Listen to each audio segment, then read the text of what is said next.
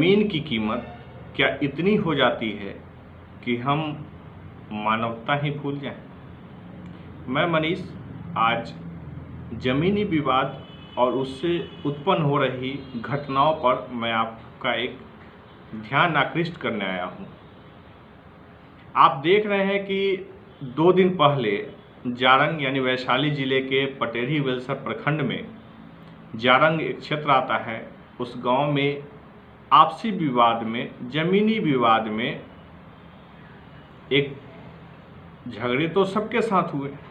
जो मरा वह भी झगड़ा किया और जो मारा वह भी झगड़ा किया। झगड़े के स्वरूप में यह हुआ कि एक पक्ष के पति पत्नी और गर्भ में पल रहे बच्चे सहित 3 लोगों की मौत हो गई। 2 बच्चे उनके मासूम हैं, बहुत छोटे हैं। अब किसके भरोसे होंगे यह कोई नहीं जानता।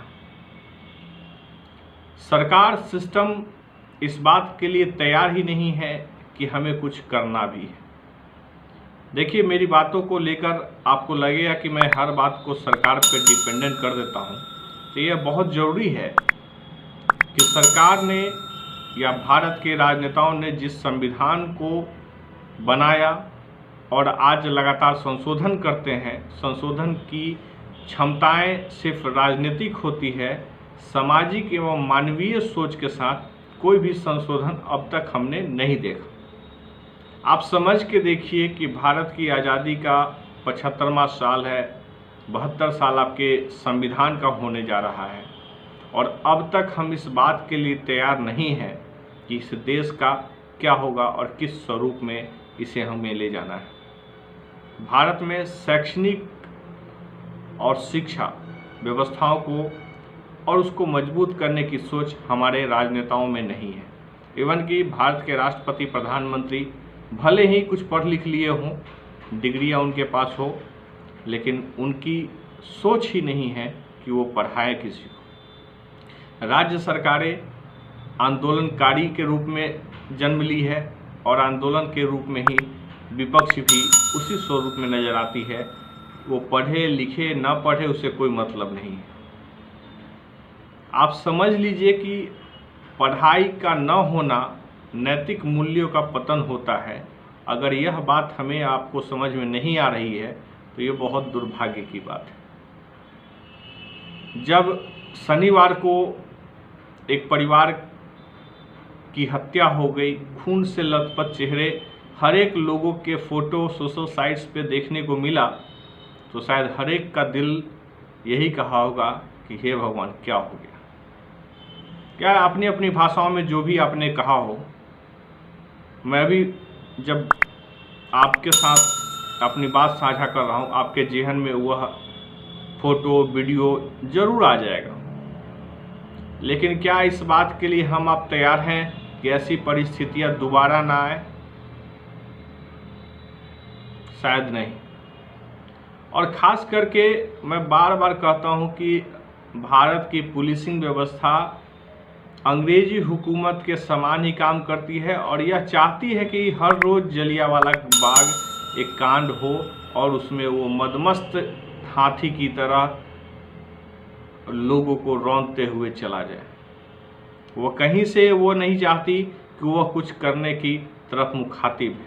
लोगों की सोच, लोगों की भावनाओं के साथ या कहें कि मानवता के साथ खड़े होने में वैशाली बिहार भारत की पुलिसिंग व्यवस्था पूर्ण रूपेण समाप्त है।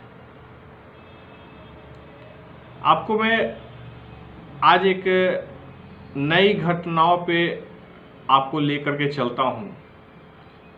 लालगंज क्षेत्र में ही यह जगह है जिसका मैं कुछ फुटेज आपको दिखाऊंगा, कुछ लोगों से आपको परिचय कराऊंगा।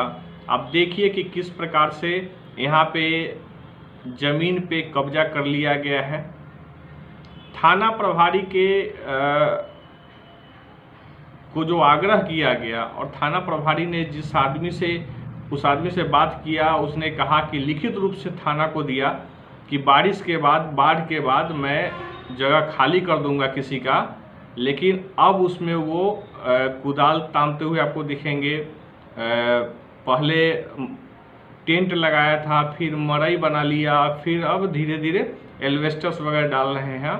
और लालगंज की पुलिस शांतिपूर्ण तरीके से चुपचाप है।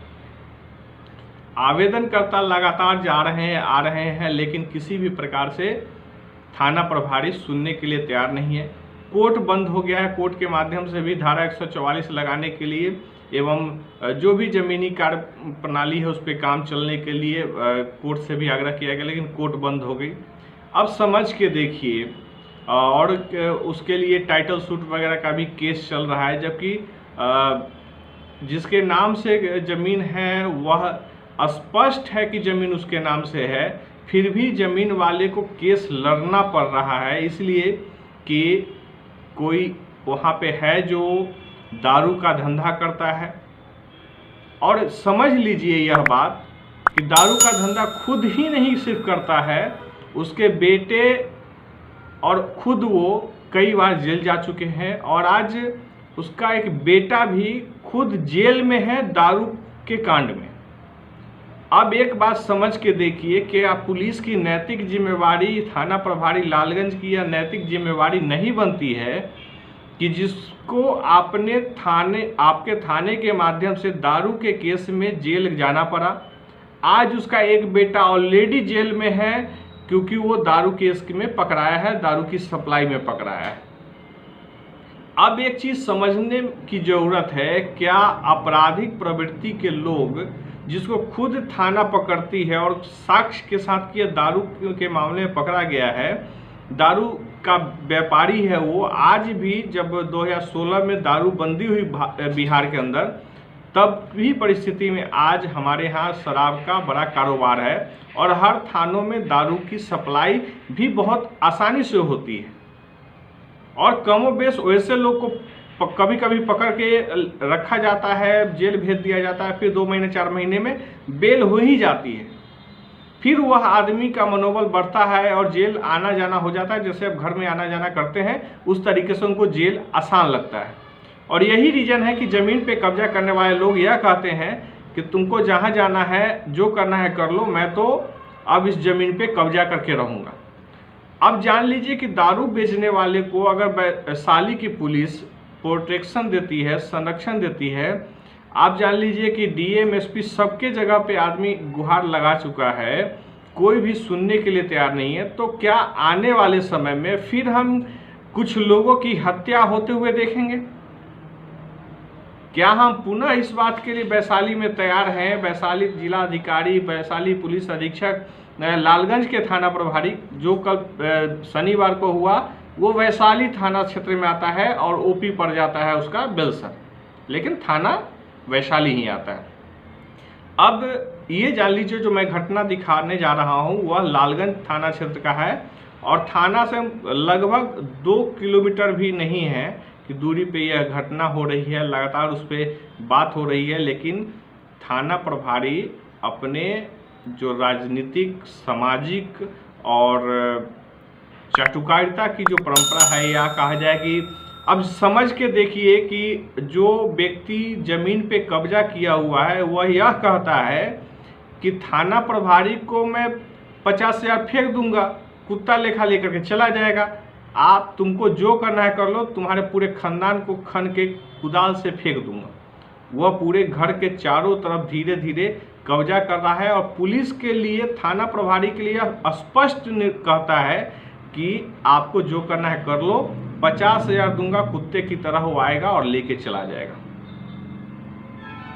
अब जो बात है, यह जो शब्द मैंने बोला कि उसने कहा, इसका प्रमाण यह है कि मैं कल इस संबंध में मैं विजिट किया था उस जगह को, मैंने देखा कि क्या परिस्थिति बनी हुई है और मैंने कुछ फुटेज उस परिवार से लिया भी और अपने भी शूट किया, अपने सामने भी शूट करवाया, ताकि यह समझ में आए।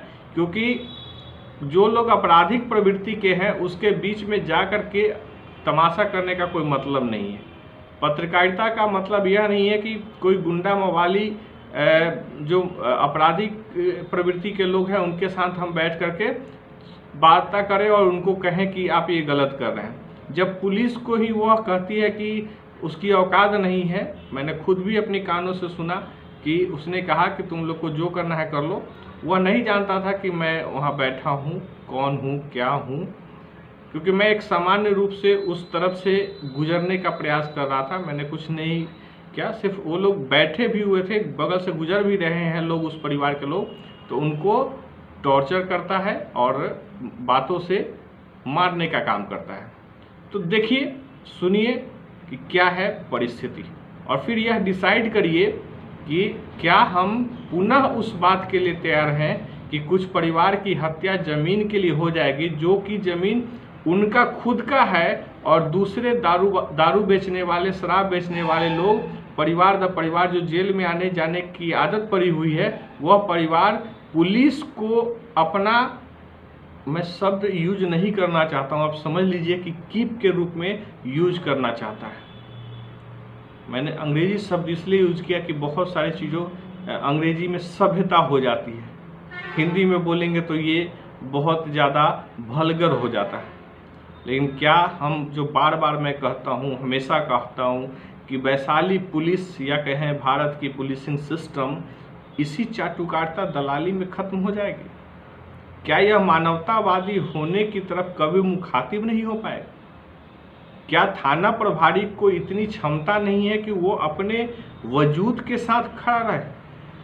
कोई भी व्यक्ति उस पर कोई आरोप लगा दे, यह बहुत बड़ी बात होती है कि कह दे कि वो उसके फेंक दूंगा कौड़ा, और मैंने बहुत सारी अभद्र बातें थी जिसको मैं आपके साथ शेयर नहीं कर सकता हूँ। बस इतना ही जानिए और सुनिए, देखिए और समझने का प्रयास करिए।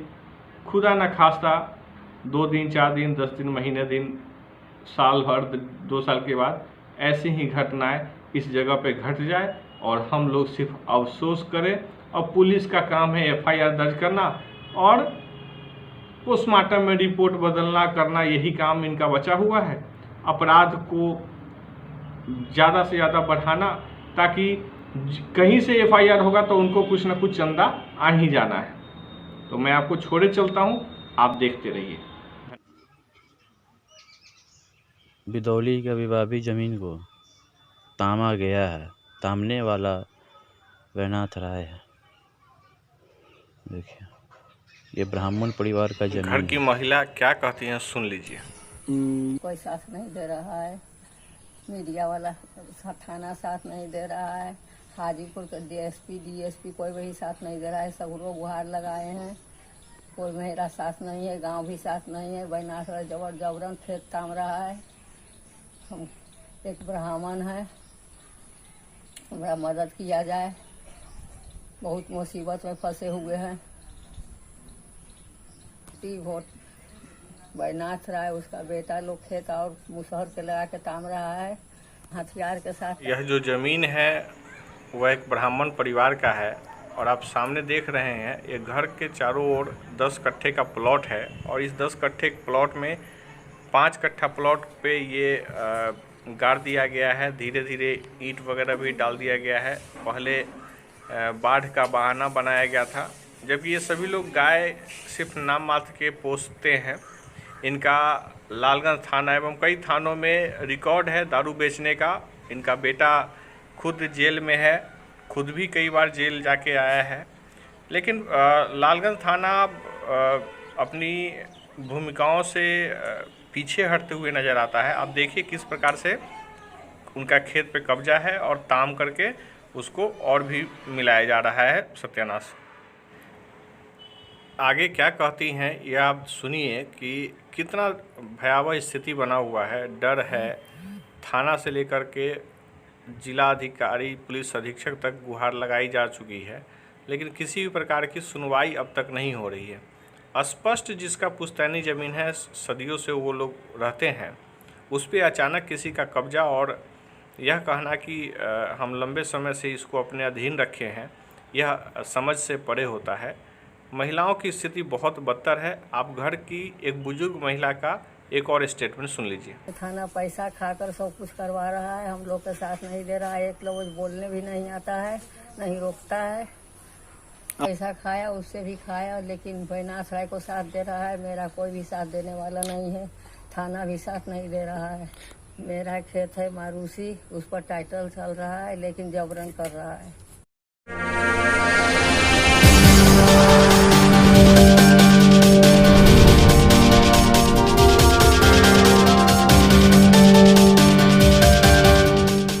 एक हिंदूवादी राज्य जब मैं कल पढ़ा, अभी पूर्ण रूपेण से भारत में उत्तर प्रदेश को माना जाता है। 2 घंटे तक और उत्तर प्रदेश में अब चुनाव की बिगुल बजने ही वाली है। 4.5 साल का सफर तय हो चुका है। अब तेजी से घटना